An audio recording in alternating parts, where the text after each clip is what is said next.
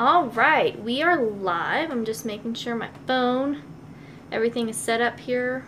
There we go.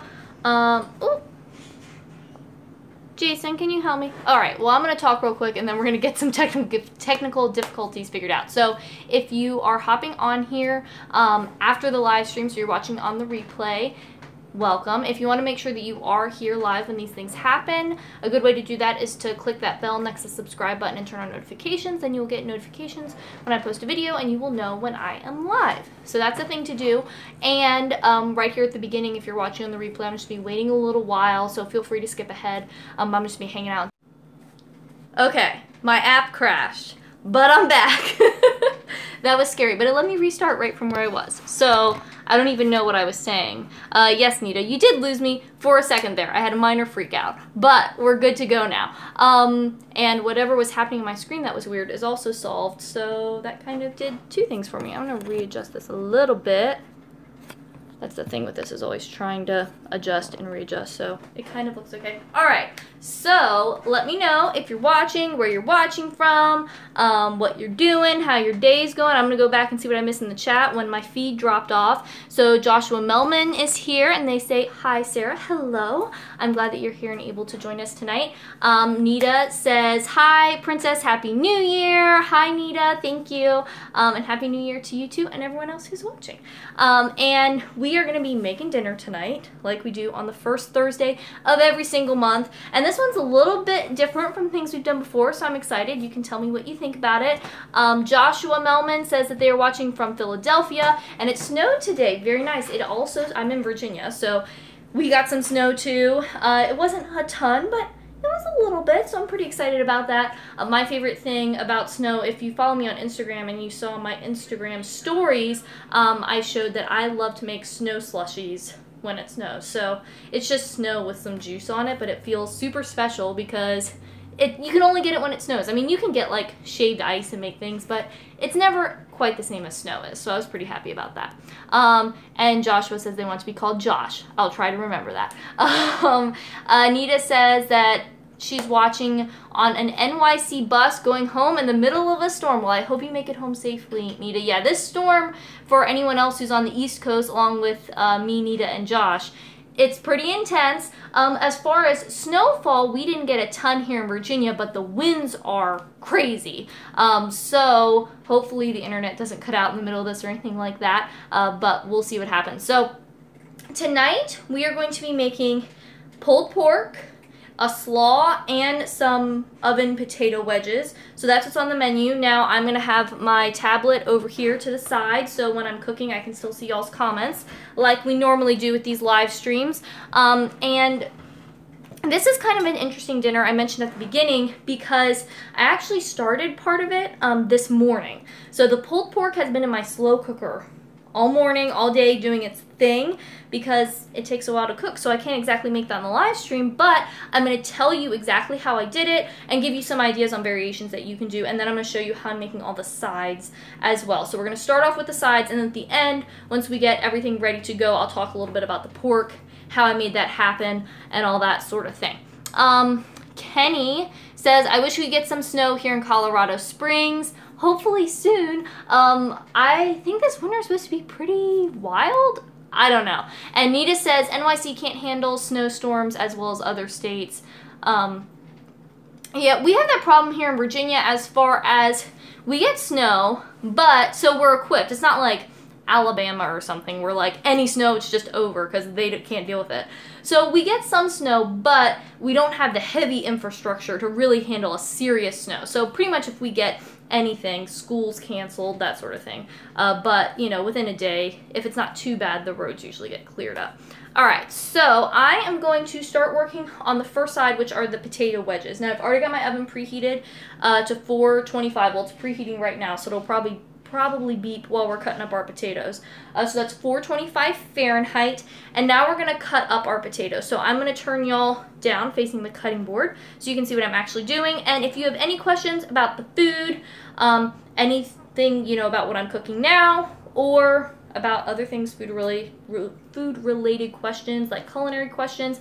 I'm happy to answer those. Also, if you have nutrition questions that you want to ask me, you can ask those too. But I'm going to go ahead and switch y'all into looking at the cutting board. And I'll try to get you a pretty good angle there where you can actually tell what's going on, and you can let me know if you need things changed. But that seems pretty good. So you can see I've got my knife here, and these are just white potatoes, so we're going to cut these up first. And tonight we are doing wedges. So for this potato, I'm just going to slice it in half. And then for this one, probably do 3 sections on this one. Let's see how that looks. Yeah, that's a pretty good wedge. So we want them to all be about the same size, but obviously the potatoes aren't always the same size, so we kind of have to work with what they'll give us. And some of them are starting to sprout eyes, so we will cut some of those off. And I'm just going to work through these. This is a 3-pound bag of potatoes, I believe, so this will be enough for me and Jason to have dinner tonight and also have leftovers for lunch tomorrow, and maybe still have a little leftover depending on how hungry we are and how much we end up eating. And it's similar to doing, you know, if you've seen me roast potatoes before, a lot of times I cube them. But for something like this, with the pulled pork, wedges just seem more appropriate. I don't know, it's kind of fun to have a different shape. I mean, it's basically the same process, but it's just a little variation. So that's nice, because sometimes having a different shape or whatever, mixing it up, is nice. Not just have the exact same thing all the time. But y'all know I love potatoes, and roasted potatoes are definitely a go-to for me in my meal planning because they're just so good and they're easy. Okay, I'm gonna pop over to the comments and try not to cut off my finger while I'm reading. See where I left off. Oh, Josh says they are going to try out their crock pots soon. Yeah, slow cookers, crock pots, whatever you call them. I think crock pot is technically the brand name. But they are a great tool to have, I think. Just to have in your back pocket if you want to, like, make the pulled pork, or if you want to make broth. I use mine for that a lot. There's a video on my channel. It's an older one, so I haven't watched it in a while, but where I show how to make broth in a slow cooker. A lot of people love the Instant Pot now too, which does have a slow cook option, but it's also a pressure cooker, which can be pretty nice. Josh asked about the eyes on the potatoes. Yeah, so sometimes they've been there. This one doesn't have a good example. They'll start to grow little nubbins. I don't know how well you can see that on the camera, but those little sprouts that come off. So we just want to trim those off. These don't have a ton, but there are a couple here and there, so we will get rid of those. Josh says, do you go organic with potatoes if you're keeping the skin on, and also for sweet potatoes? I tend to buy organic potatoes. My feeling with the organic stuff, I mean, so there's different ways that people think about it. First off, I will say, if you can't afford organic stuff, I would not say, some people will be like, well, you just shouldn't eat any vegetables or any fruits or something. No, like, fruits and vegetables are great no matter if they are grown organically or not. So, you know, if you can't afford it, it's not a huge deal, I don't think. Some people like to look at the things that have the highest pesticide residues. Those would be what's called the Dirty Dozen, and the things that have the least, which is the Clean 15. I don't really love that terminology. I mean, I think it might be helpful for people if they're like, I want to avoid this, but I don't know, you know, how am I going to get the best bang for my buck? Maybe I can't afford to buy everything organic. I think it's a helpful tool, but referring to people's food as like dirty, I think can kind of lump into that whole thing where people feel afraid to buy vegetables or fruits that aren't organic. But that is a list that you could use if you wanted to. I tend to buy most things organic. The thing to know about organic is that it doesn't mean that there weren't any pesticides used. So they can still use pesticides and herbicides that are approved for the organic program. So that's a difference there. And they have to do a lot of documentation about different ways they're controlling pests and dealing with it. So it is pretty rigorous. Also, another thing to know is that with pesticide residues, it's not like our produce is like is toxic or whatever. Like, again, you're better off eating fruits and vegetables that are not organic than skipping them altogether. So I think that's important to remember. As far as me, I do tend to buy most things organic. I also think it's good just to kind of support that type of growing food. What I really prefer is to get stuff at the farmer's market, because then, you know, I'm supporting people in my local community, but whether it's organic or not. But in the winter, I don't have a farmer's market. So I tend to buy a lot of things organic, but, you know, if I need something and they don't have it, then I will get the non-organic or whatever. Or sometimes I'll go in the organic section and look for something and the quality just doesn't look very good. I might go over and buy the conventional because, you know, the other stuff isn't looking so hot. So I'm not like hard line one way or the other, but I tend to buy organic if I can find it and if it looks good. So potatoes are cut up. Now we are going to put these on our roasting pans. Let me pull in. I might only need one. I have two pulled out here, but we will see. So you can kind of see that in the frame, I think. Yeah, that's pretty good. Okay, so we're going to toss on our potatoes, and we will throw on some spices and stuff to give it a little more flavor. So back to the comments. Nita says, are those eyes on the potatoes bad to eat? I don't think they're good to eat. I don't know if they would harm you. I don't think they would harm you in any way. But it's just kind of a thing you remove. I don't know. I've never really questioned it, to be honest. It's just kind of one of those things that you do, I guess. And as far as peeling potatoes goes, there are a lot of nutrients in the peel. So, I mean, that's a reason to keep them on. Also, honestly, I just do not have the time or energy to be peeling all these potatoes. That would add a whole nother level of work to this situation, and I'm not here for that. Okay, I'm going to pop these to the side and grab the other pan. And we will arrange these a little more nicely once we get them all seasoned up. But right now I'm just kind of getting them on the pan and trying to do about an even amount split between the two. So we could throw a little more over here in this pan. That looks pretty good. Okay, I am going to turn y'all to face towards me again. Hello. All right, we'll get this somewhat straightened out. That's pretty good. Okay, so I'm gonna move the potatoes over here, and I'm gonna season on the oven. I'm gonna try to turn y'all so you can see what I'm doing. There we go, perfect. All right, so as far as seasoning these potatoes up, also as you can see, since it is very cold here, I'm in a sweatshirt and sweatpants because even with the heat on, it's still a little bit chilly.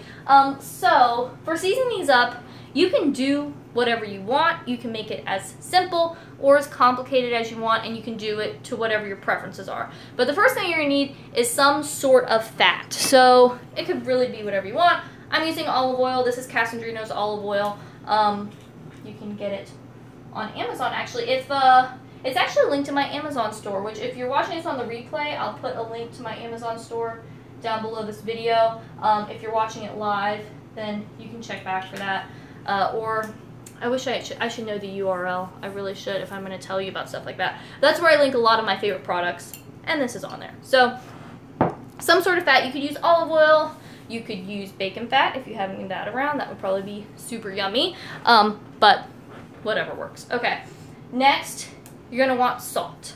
Evie's #1 has just arrived, and they say hi from the Netherlands. Hello, I'm glad you're here and watching. We are working on the sides for dinner tonight. We're working on some roasted potato wedges, if you were just joining along with Evie. So we've got the fat on our potatoes. The next thing you're going to need is salt. So I don't really measure a lot of stuff when I'm cooking for myself. You know, if I was going to develop a recipe, then I would measure this out so I could tell you exactly. I just sprinkle some on, and if you make potatoes, you know, a couple times, you'll start to learn about how much you need. All right, so we've got some salt on there. Now, you could just stop there and be done with it, pop them in the oven. I like to add a little bit more. So one thing you could add is pepper. I'm not gonna be adding that, but that could be another option. I'm gonna be adding in some garlic powder. So I love garlic on everything, and garlic powder, I think, is a good addition. So I'm gonna sprinkle some of that on top. And then I'm going to toss all this together. As far as other, ooh, there we go. Our oven is preheated. That's like perfect timing. So that's where I'm going to stop with mine for tonight. But if you wanted to, I'll go ahead and toss these while I'm talking to y'all. If you wanted to do other things, you could. Now, I'm not putting a ton of spices on mine because I am doing it with the pulled pork.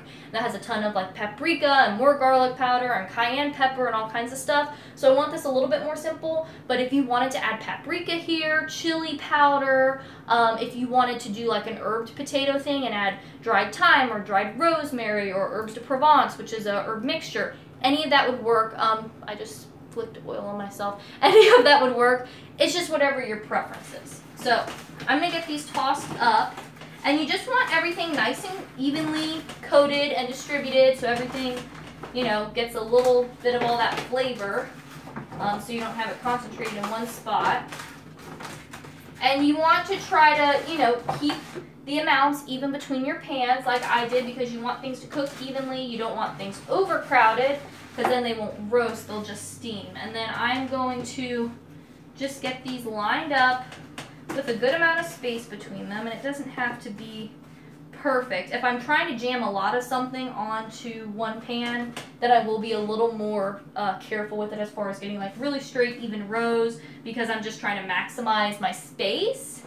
But with this, since we've got quite a bit of space on our pan, that will work. And then we can do this one as well. And I saw there were a couple more comments. I can't see them because I'm over here doing potatoes, but I will get to those once I get all of these lined up and ready to go. I'm just getting them all evenly spaced out. That looks pretty good, I think. So as you can see, you know, they're all distributed around the pan because, yeah, if you do get too overcrowded, what we want here is caramelization, everything to roast and get really concentrated and delicious. If it's too jammed on the pan and overlapping and all that kind of stuff, it just traps moisture and then things get steamed, which isn't what we're going for with this particular cooking method. So I'm going to rinse the oil off my hands real quick over here at the sink, and then we will get these in the oven and ready to go.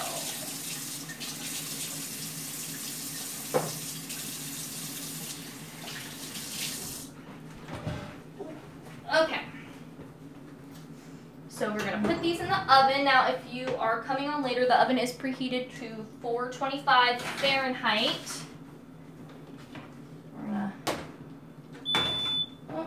My smoke detector is already going off and I haven't cooked anything, so that's a great start. And we're going to do these for about 30 minutes.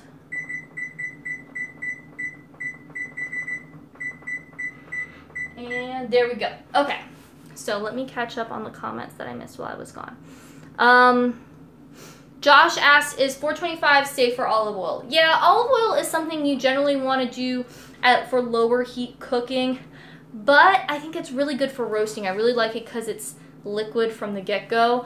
So you might not preserve all the qualities that you would have in the olive oil if you used it raw in a salad dressing or something like that. There's nothing wrong with using it for cooking. If you're worried about that and wanted to use a higher heat oil, you could use something like coconut oil or the bacon fat or something like that melted down if that's something you care about. I don't think it's really that big of a deal, and the convenience factor is a plus with the olive oil being liquid. Evie's number one says, remember me from the gift wrapping. I told a lot about Jory, our cat. Found your channel, love your videos. Oh, awesome. So Evie is number one, is actually talking about a video from my husband's channel. If you don't know, my husband Jason has a channel called Cats and Pats, and it's all about kitty cats. And Evie's number one was on one of those live streams chatting, and somehow we got over onto my channel and what I do. So I'm glad that you came over and found me and that you're enjoying the videos. That's awesome. Jenna99 says those look like they're going to be good potatoes. The potatoes also look like a recipe I'd like to try. Definitely. I would, and also if you guys make anything that I show you in a live stream or whatever, I would love to see it. So definitely post it on Instagram and tag me so I can see that. That would be really fun. But definitely try it because it's really easy and it's one of my favorite go-tos. Nita says, once I get to my stop, I have to leave. It's too dangerous to get off the bus while watching. But no, I love you, girl. Oh, that's totally fine, Nita. And safe travels getting back to your place in all the crazy weather. Oh, there's Cats and Pats right there. Are you putting in a link to the Amazon shop, Jason? I tried to, but they blocked links. Oh, let me. I can approve it on my end. Oh, I don't want to put you in timeout. No, it is including blocks altogether. I put it there-ish. Oh, okay, I see. So yeah, if you do want to go over to the Amazon and see the olive oil or see any of the other stuff over there, Jason has put that in there. And just so you know, full disclosure, I am part of their affiliate program. So when you buy stuff through those links, you pay the exact same price, but I get a small commission for referring you and telling you about all the great stuff that I already love and use all the time anyways. There's other things over there, like this knife is linked over there. I love this knife, and you've seen this a lot if you've watched some of my live streams. Evie's number one says, in the Netherlands, the typical dinner is cooked steamed potatoes and boiled steamed vegetables. I mean, that's pretty standard, I guess, for, you know, basic simple meal. That sounds good. I really love roasting because roasting adds so much flavor that you don't get with steaming, and that's one reason I roast a lot. But steaming can be good too if you like it. Okay. Oh, and Evie says, best wishes for 2018. Thank you. Same to you. Okay, so now that I've rambled a bunch about potatoes, let's get on to the next thing. So while those are cooking, we're going to be working on our second side, which is just a very simple slaw. So I'm going to be moving us around this way. Janik says, do you like German food? I would say yes, but I don't really know if I've had true German food. I mean, I like sauerkraut. I think of that as being German. So I know I like that, but I'm willing to try pretty much any food. I'm not a very particular. I like a lot of things, so I would say probably. Jamie is here. Hi, Jamie. And Jamie says that they love sweet potatoes, and also that she hears back from JMU this month, which is awesome. JMU. I have several people, including Jamie, who either go to JMU or have gone to JMU or are interested in going to JMU, so good luck. I hope you get in, and yeah, I think JMU is a fun place to be, so I hope that you get to go there.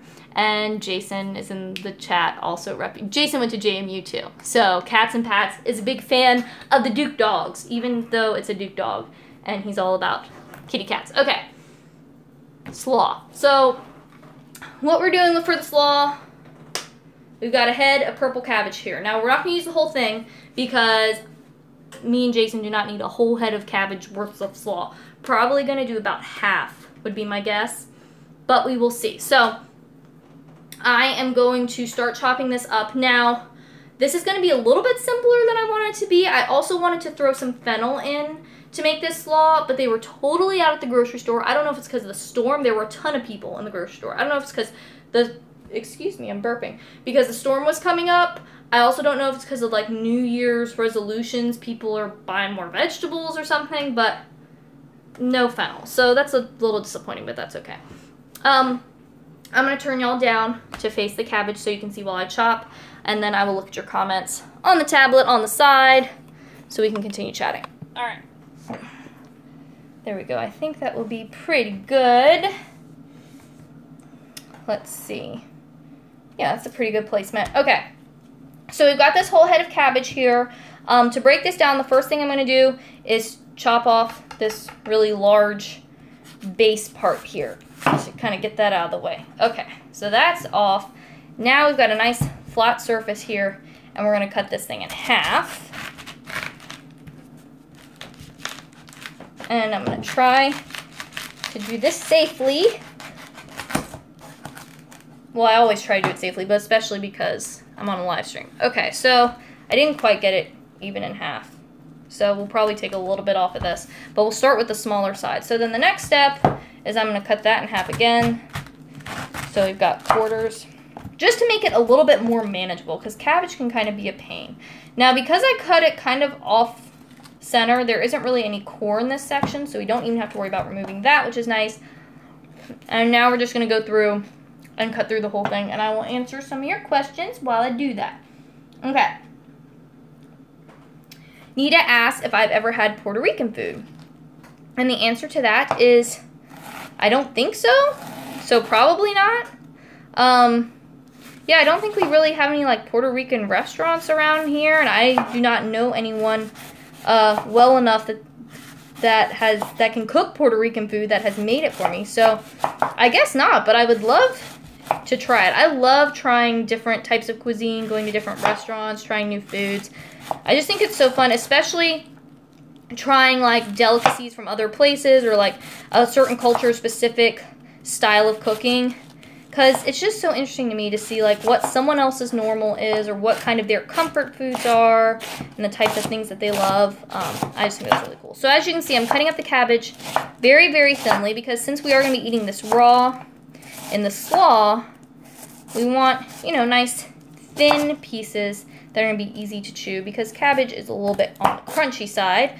So that's pretty good. And then I'm going to go ahead and run my knife through this way too.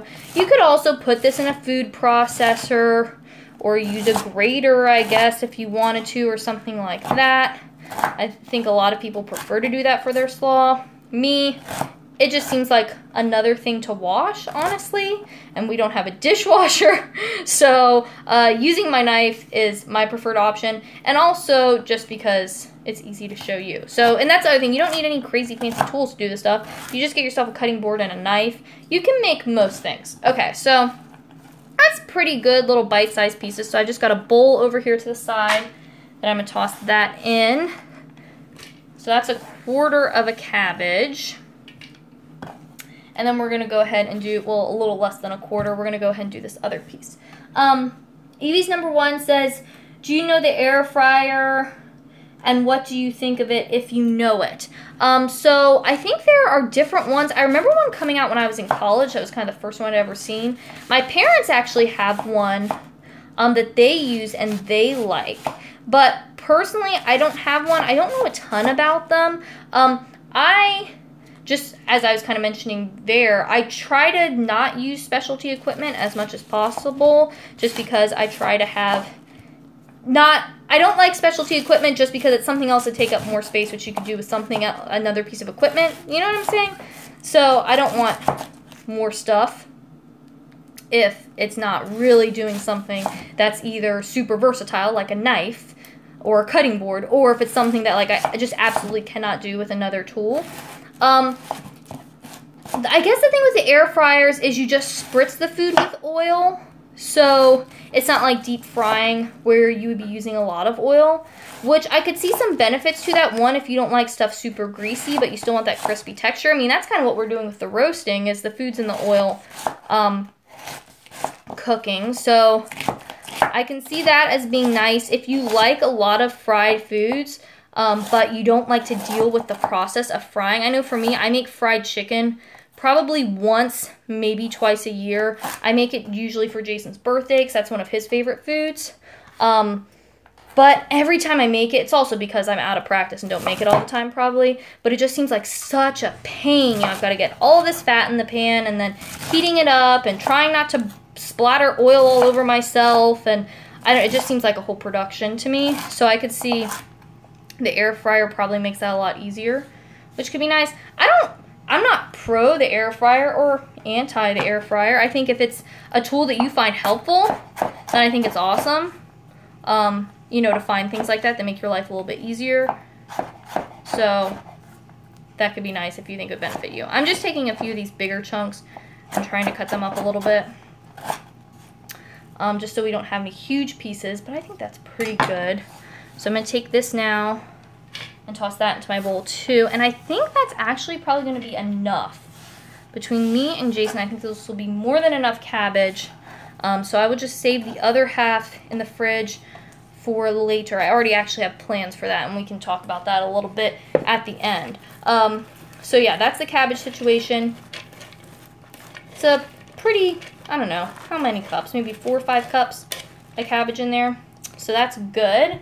Now I'm going to adjust you to face me again. And I'm going to go get a sip of water because I can already tell that my throat is starting to hurt from talking so much. Okay. Let me get y'all a little bit better situated. As you can see, we do still have our Christmas tree up. My motto with the Christmas tree is keep it up as long as you want because it's festive and it's fun and who cares. Alright, so now that we have our cabbage all together, the next thing is to season it. Oh, Nita says, okay, gotta go. Stop is coming up. I'll catch on the replay. Okay, Nita. Safe travels the rest of the way back to your home. And I'll talk to you later in the comments on a video somewhere. Okay, let me scroll back because I missed a lot of comments while I was talking about the air fryer. Josh says, have you ever done a video about grocery shopping? Would be cool to see how you shop for your food. Yes, I have. There is a video where I talk about meal planning and then one where I talk about tips for grocery shopping. So I kind of talk about how I make my list, how I organize things, and that goes with the meal planning video. That's why I mentioned those together, because my meal plan plays a big part in how I shop. So if you want to watch those, those are good ones to check out. I've never done like a at the grocery store shop with me, and I might, if I don't know if that's something I'll be interested in.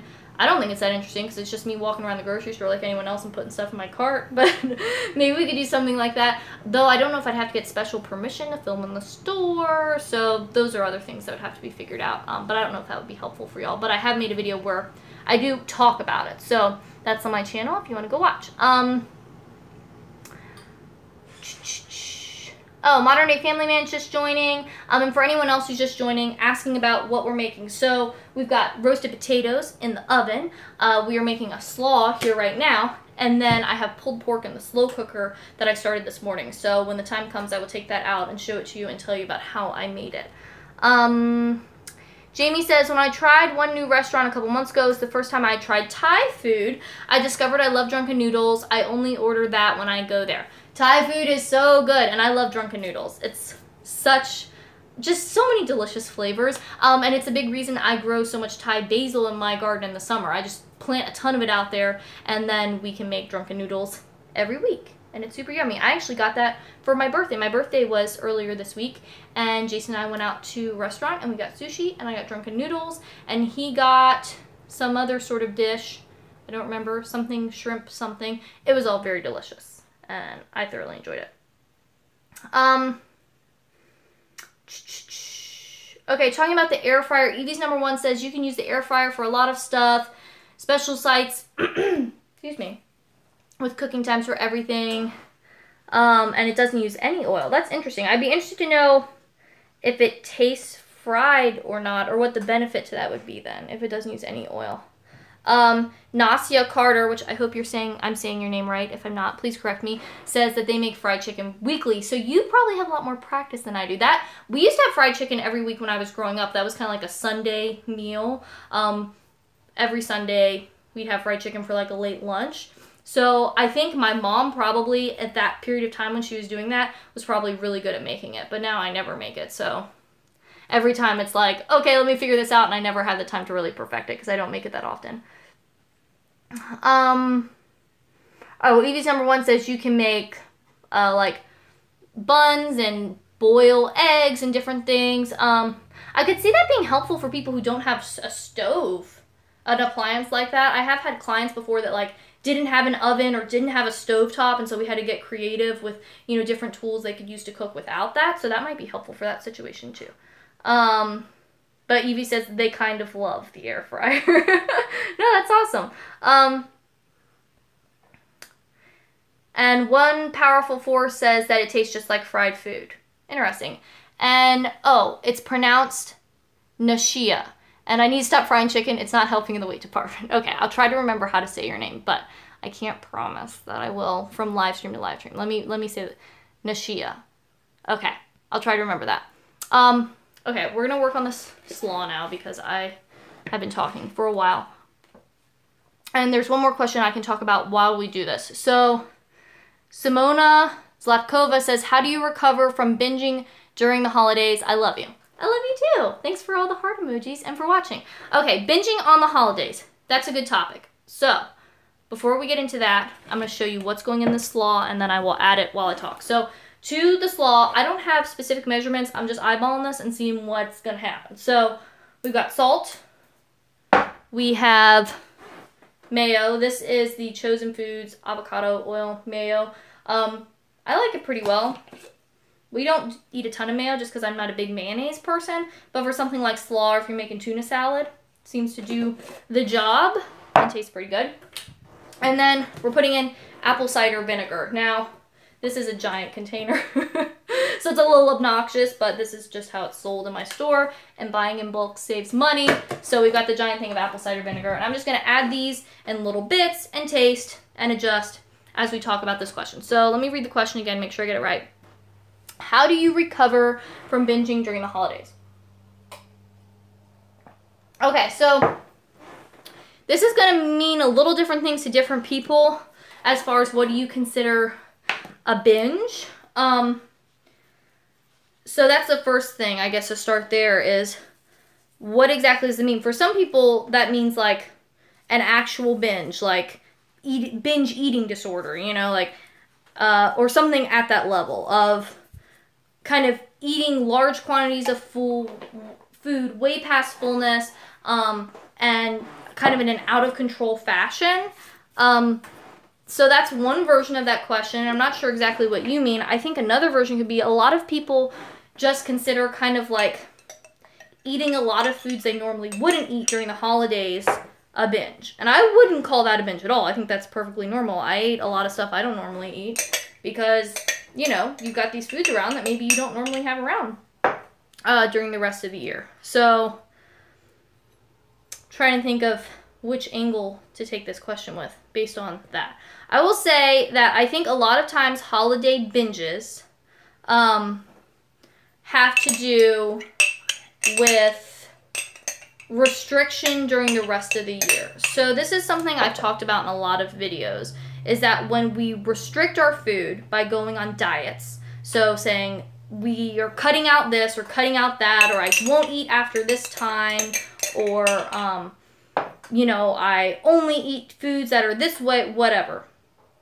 When we put these hard rules and restrictions on our food, then what that does is it creates this situation where we end up swinging towards the binge. I've got mayonnaise on my finger, so I'm going to wash this off real quick.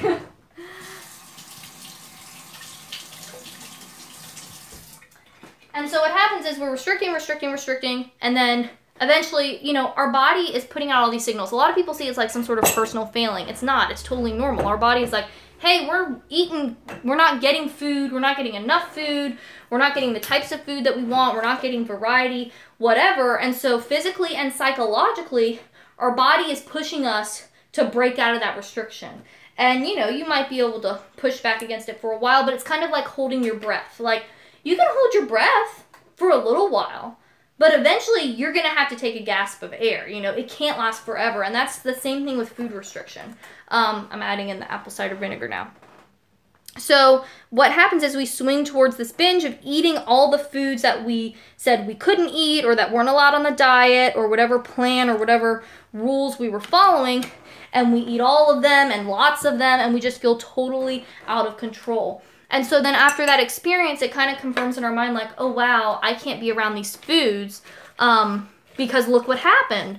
I ate this huge amount. I feel awful because I overate and, you know, yada, yada, yada. I got to go back and restrict again. And so what's really happening is you're getting caught in this cycle where we restrict and then, you know, the body's pushing back, and then we binge. And then we go back to the restriction because we think, oh, if I'm doing this behavior, I need to restrict to stop that. When really the restriction is what caused it in the first place. And we just get in this awful spiral of, you know, restricting and binging. So I would say the first thing as far as binging during the holidays is to stop the restriction the rest of the year. I know that for me, back in the day when I used to do a lot of diets and a lot of restricting myself personally, the holidays, I would have that experience of like, oh, go over with family for Thanksgiving and going back to the dessert table even after I was full and had had a lot of stuff and like wasn't physically hungry, just going back again because it was all this stuff that I never allowed myself to have throughout the rest of the year.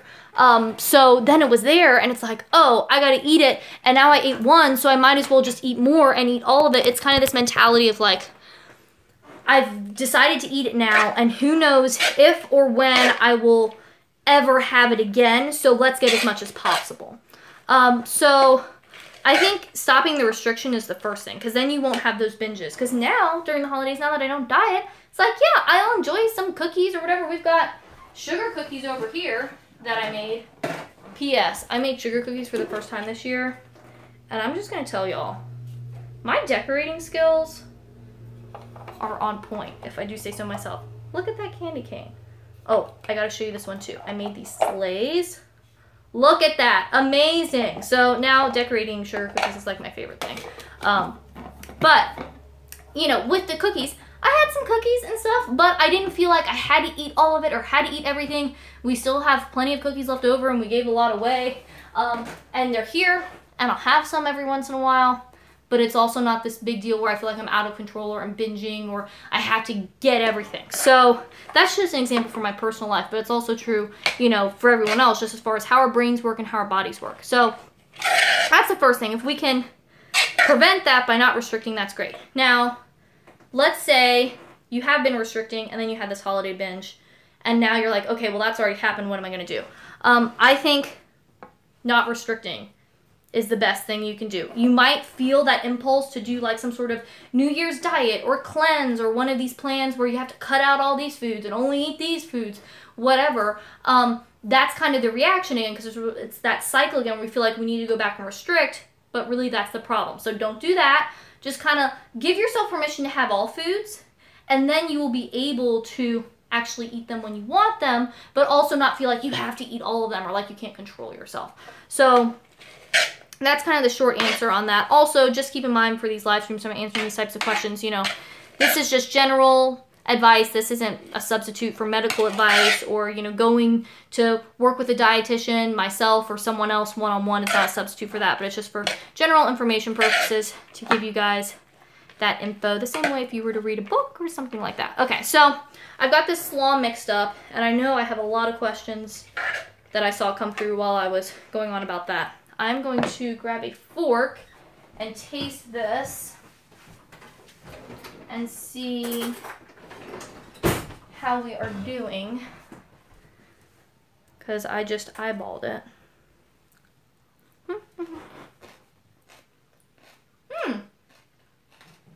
That actually might be just right. Might be a little salty. I don't know. I think it's pretty good though. And the vinegar tastes right. I think we're gonna stick with that. So that's done. And get that set to the side. And then next thing to talk about, the potatoes are still in the oven, so we can start talking about pork now while the potatoes are finishing up. And I will also go through and finish up with some of y'all's questions. So let me see what I missed here.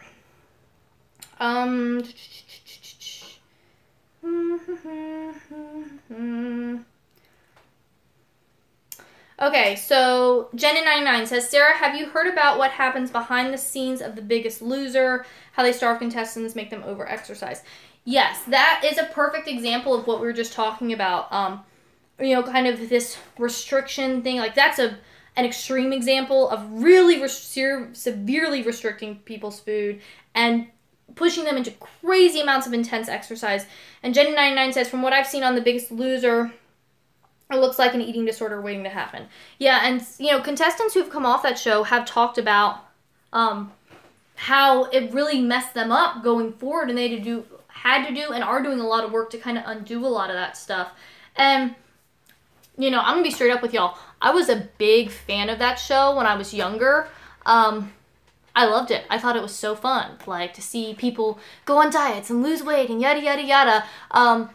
But that was when I didn't know all the stuff I know now, you know, and I didn't really know what the long-term implications of something like that, what those implications are. Because if you look at the research they've done with those people, it just totally wrecks their metabolism and it does so much damage to the body. And that's the thing I think a lot of people don't realize or don't take into account is especially that kind of cyclical dieting where people lose a lot of weight and then gain weight back and lose weight and gain it back. That's really damaging to the body, and people would be much better off if we would all be better off if we could be in a weight neutral society where we didn't judge people based on their weight or their size or what they looked like, and we just encouraged people to engage in healthy behaviors if they would like to, no matter what they look like. Because when we focus on weight, it does so much disservice to everyone. People who are larger all they get told every time they go to the doctor is you need to lose weight, you need to lose weight, you need to lose weight. There's all this focus on weight, which doesn't necessarily mean a focus on healthy behaviors. It's just kind of lose weight at any cost. People are being put on these starvation diets, these like medical liquid diet things. It's just awful.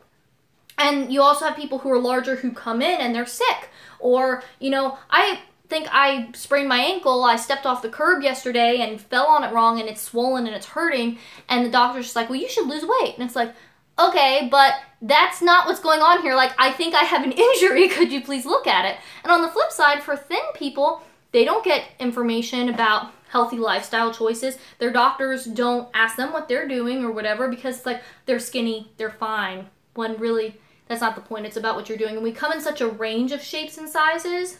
So we have to appreciate that there's going to be a spectrum of the way people look. And if we can just focus on what people are doing and help them to make those healthy changes if they want to make them, then that's really what's going to make a big impact. And also not going to do all the negative damage that comes with promoting diets and all that stuff. I mean, The Biggest Loser is an extreme example of that, but it's the same thing, you know, with any type of weight loss diet or restrictive dieting, just to a lesser degree. So that's my Biggest Loser rant for today. Let me see. Oh, EV's number 1 says, in the Netherlands, we have a lot of packages with herbs and stuff to make, let's say, spaghetti bolognese. Is that thing in America too? I've stopped using those things. They have a lot of sugar and salt. Yeah, we have like packaged spice mix or different things like that. I don't use a ton of those things either. I just kind of tend to stick with the spices and just add in whatever I can because you do get to, you know, be in charge of how much of this you want and how much of that you want. But we do have a lot of those types of things around here. Oh, Finding a Way says beautiful cookies. Thank you very much. I'm very proud of them. Finding a Way says, thinking about trying gluten-free to help with joint pain. Do you have any clients that did that or experience with that? As far as gluten and gluten intolerance goes, for people who have celiac disease, which means they absolutely, you know, need to cut out gluten because their body cannot deal with it, I know that for them, a lot of people can have different symptoms. And from what I have seen, I'm not an expert in celiac disease or gluten-free diets. That's not my specialty by any means. But inflammation can come with that. So people can have, you know, different sort of aches and pains and issues along with the digestive issues. As far as gluten intolerance that isn't celiac disease, the research is still kind of mixed. I mean, there are definitely people out there who will say, oh, I stopped eating this thing and it seemed like I was having a bad reaction to it and it's not diagnosed as celiac disease, but, you know, I was having these terrible migraines. Oh, the potatoes are done. We can leave those in for a little while longer, though. You know, I was having these terrible migraines, and then once I cut that out, it was fine. So you do have those kind of anecdotal stories, but we still don't have, like, really strong evidence or we're not really able to diagnose, like, what's going on with those people. Why are they having problems? What's the issue? And there's also the aspect of placebo effect. You know, people think doing this is going to make me feel better, and then they feel better. I mean, there has been some research done where they tell people that they're eating gluten when they're really not, and then they start to have the symptoms again. It's like, okay, so is that some sort of like psychosomatic thing going on more than like a physical thing? Which is still interesting, I think, to research, like how what you think is happening affects physically how you feel or the symptoms that you're having. So I would just be cautious with trying any sort of restrictive diet.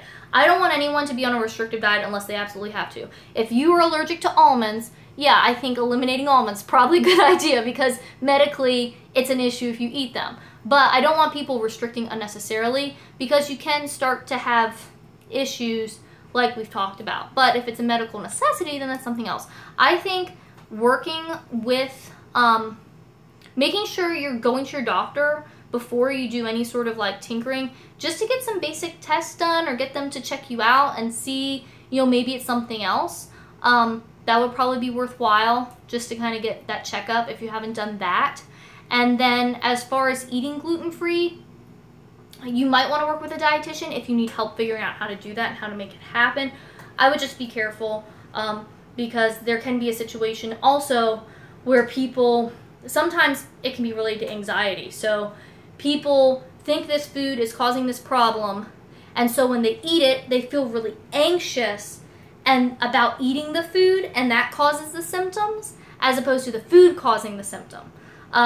And I think that's easy for most of us to understand, because like if you get nervous or there's something big going on, that can affect your digestion or how you feel or whatever. Like before a big speech or something like that, you might feel nauseous, or you hear about like professional athletes throwing up before they go out on the field because their nerves are totally shot. So that's the other thing, is it's sometimes hard to piece those things together. And it's like, do you have, especially with digestive issues, does someone have anxiety because they think this food is going to cause the issue, and then that causes the issue because they're anxious about it and it's not the actual food? So it can get kind of complicated. But definitely at least check with your doctor to make sure there isn't something else going on, and just be careful with cutting things out and make sure it doesn't go the wrong way, and definitely seek the help of a dietitian if you feel like you need help with that.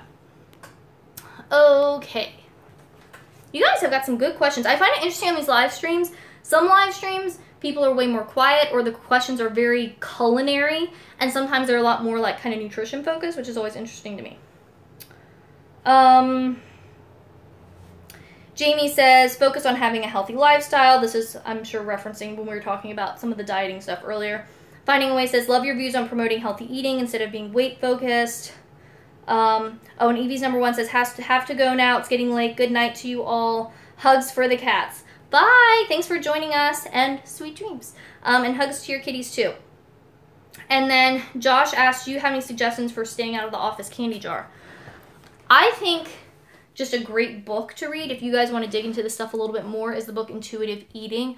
A lot of the stuff that we've talked about on this live stream is talked about in there, but I think the first thing is not doing the restriction thing. Like if you say, I'm never eating out of the office candy jar, then that might last for like, some period of time, but then it's going to be the I'm always in the office candy jar. So that's something to be aware of. You don't have to like cut things out, because it can actually backfire. The other thing is to be more mindful.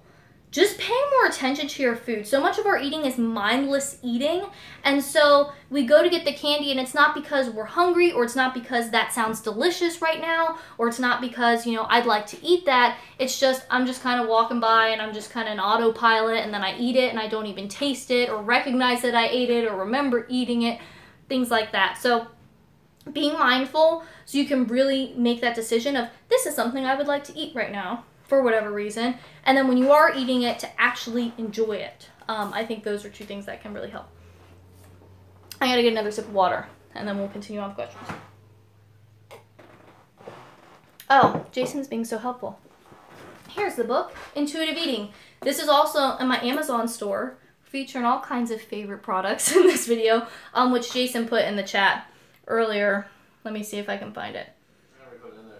Oh, it's Amazon.com/shop/Sarah Nutrition. And if you're watching on the replay, I'll have it linked below too. But this is a really good book. And I have some of the other books that I like in there too. So if you want to see book recommendations. Okay. I know I missed one. I skipped over it because it was longer. Nashia says, if you're extremely overweight, where do you start? If not a diet, what are your thoughts on Weight Watchers? Because you can technically have whatever as long as you don't go overboard.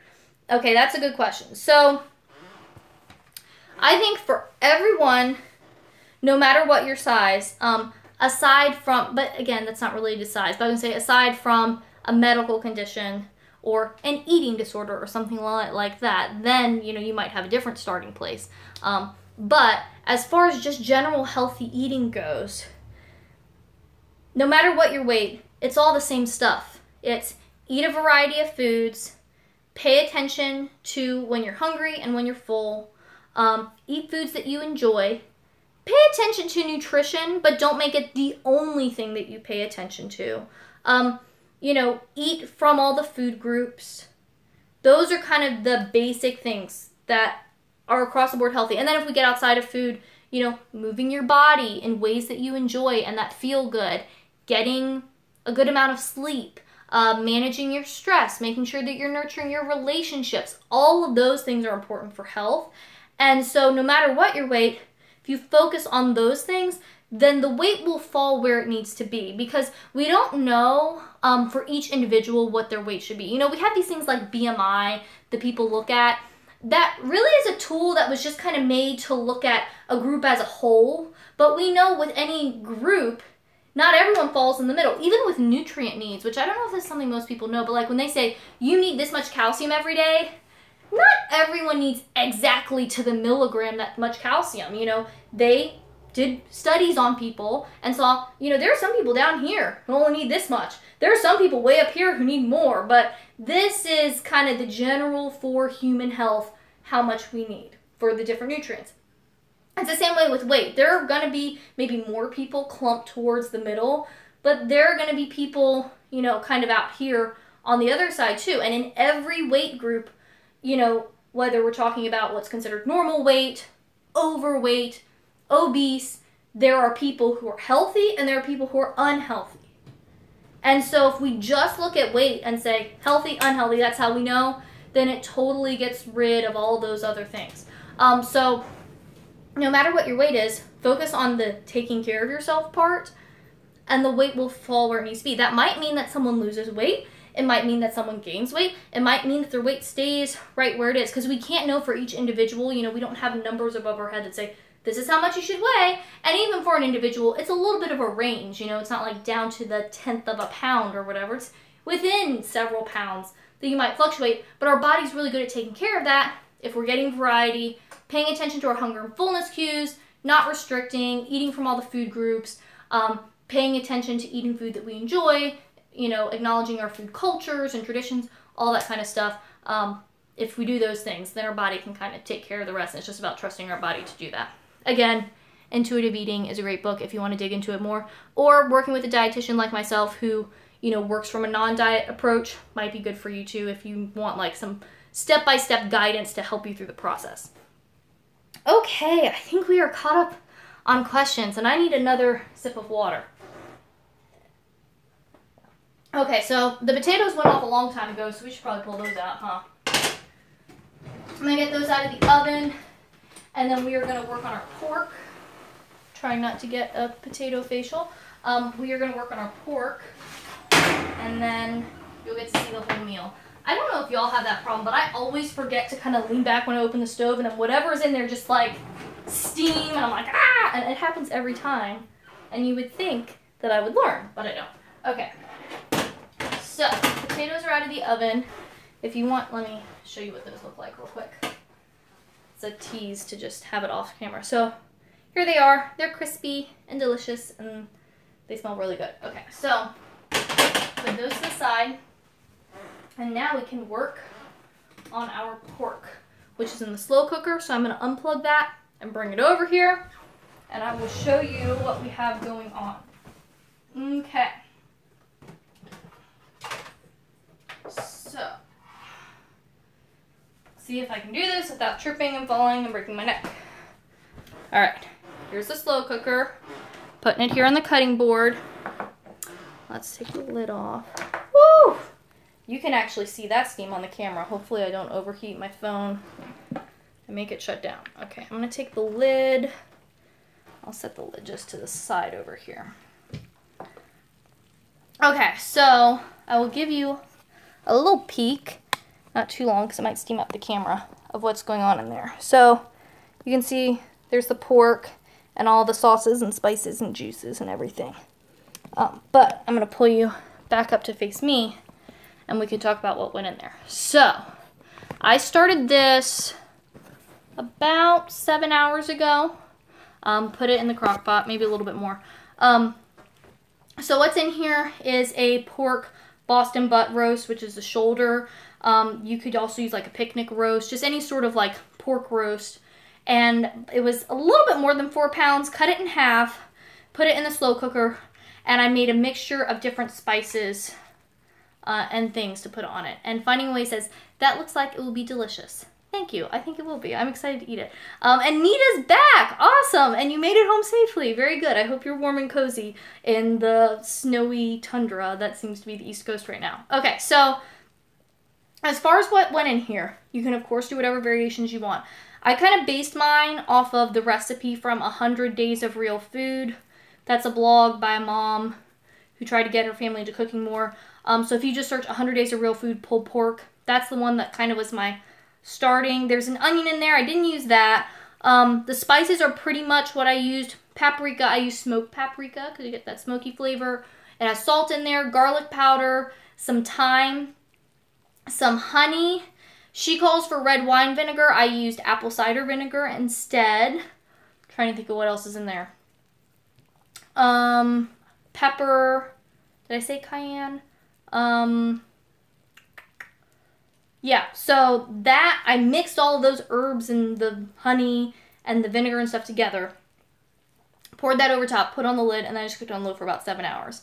Now, you could go with that type of recipe. You could also make adjustments. I mean, I even made variations on that recipe, so I didn't follow it to a T. Other spices that might be good, a little bit of cinnamon might be nice if you kind of want to work with those flavors. I think for anything like this, you can't really go wrong. That recipe is a good one. If you wanted to look around, I think it's a good idea to look at some sort of recipe just to get a guideline for like, I want to put paprika. For this amount, do most recipes call for like a teaspoon or like 3 tablespoons? Like that would be good to know. Or like the amount of salt you should use. So I say look around at a few recipes. If you want, you can kind of piece it together, or you can find one and just follow it to a T if that's more your style. But that's what's in here. Now the next thing, we just have to shred it up. Let me grab a couple forks.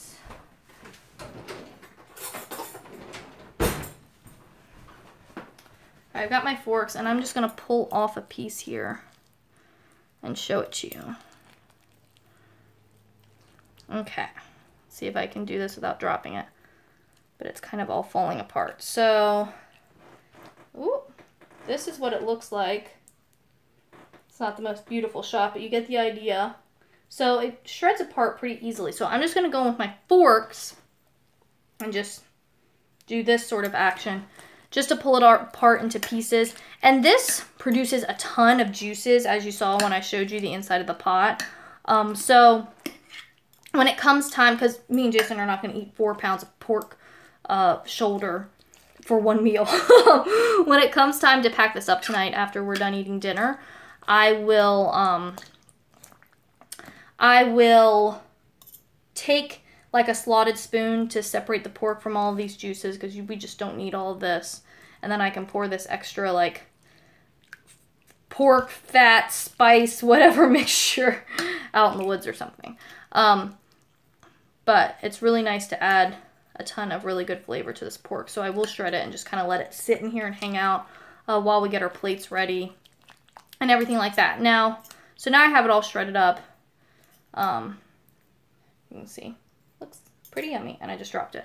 So as far as what we'll do with this afterwards, this is quite a bit of pulled pork for 2 people. So we will have it for dinner tonight. We'll have it for lunch tomorrow, but we will still have some leftovers. So that's where the next meal comes in. So when I made the slaw earlier, remember this, when this happened? I told you that I was just using about half of the head of cabbage, because we do not need a whole head of cabbage worth of slaw, and I have plans for it later. Well, that also goes along with the pork. So with this pork, I'm going to be using these for tacos. And I have actually made tacos before on a live stream, so if you go back a few months, you will see that. For that one, I did a bean taco with no meat. But when I have something like this, like the pulled pork, a lot of times I'll save the leftovers for tacos. So I'll take this, and on taco night, you know, after I've made everything else, I'll put it in a pan, heat it up, get it kind of crispy, and just heat it through again. And then we will use that for our tacos. And then this cabbage will also get used for tacos. I really like in the wintertime, when we don't have, you know, all the fresh tomatoes and wonderful things we have in the summer, I love using red cabbage on my tacos because it is something that adds a ton of beautiful color. I mean, having that bright, like, purpley blue, red, depending on the shade of your cabbage, on there on that taco, I just think it looks stunning. A lot of the taco pictures I post on Instagram have the red cabbage because it just looks so pretty, but it also adds a really nice crunch, which I think is nice to just have that mixture of texture. So this and the pulled pork will get used for tacos in a few days.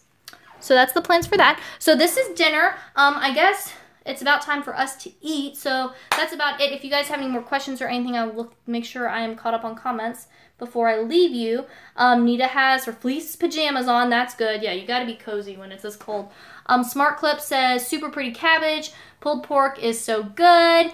Yes, it is delicious, and I'm very excited for it. Smart Clips has a question. Can you wait? Yes, I can. Go ahead and ask away. I'm going to get some more water while you ask your question. And if you just need an overview of what we're having. So we're having the pulled pork, we're having the slaw, and then remember, the pan's still hot, so I'll just grab one. We've got the yummy, delicious roasted potatoes that we made at the beginning. So that will be our starch for this meal. We'll see if Smart Clips has their question. I know there's a little bit of delay. Hack asks, have you ever gotten hair in my dishes? Definitely. I'm sure I've made something and hair has gotten in it. It's just kind of part of the thing. Now, if I'm cooking for other people, I try to be much more careful and aware, but it's just kind of one of those things. Of all the meals I've cooked, I'm sure it has happened at least once. Sarah, what? next guy's a toilet. Okay. I see. So, Well, that's no fun. What do you think? let's say report. I also want to remove it. Sorry, y'all. We've got to deal with... that's probably good. There you Okay. Sorry, y'all. When we get troll comments, we have to deal with them immediately. I think that deleted it. go. I'm gonna get rid of this person too, because I don't know this. Okay. Let's say... Let's do that. Yeah, sounds good. Sorry. This is a little bit of a thing. And if you guys, if you see garbage comments come through on my regular videos or on live streams, super helpful if you want to report those or whatever, because we do not need that here. We're just trying to make some food and talk about nutrition and have a good time. Okay. And then Lexi asks, what are thoughts on the keto diet? Thanks. Lucky for you, that's actually going to be one of next week's videos. If I say it here on the live stream, that it has to happen. It's a video I've been putting off for a long time, just because I want to make sure I do it as well as I can. And I know it's also one that's probably going to bring in a lot of people who want to yell at me just for fun. So I've been putting it off for that reason, and also just because I want to try to make it good. So I'm going to be filming that here soon, and that should be going up next week. Fingers crossed. And Modern DJ Automation says, awesome channel, thank you.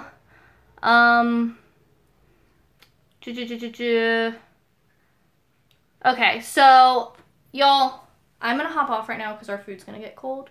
But if you have other questions or things you want to talk about, there will be, more live streams. We do these Cook With Me live streams first Thursday of every single month.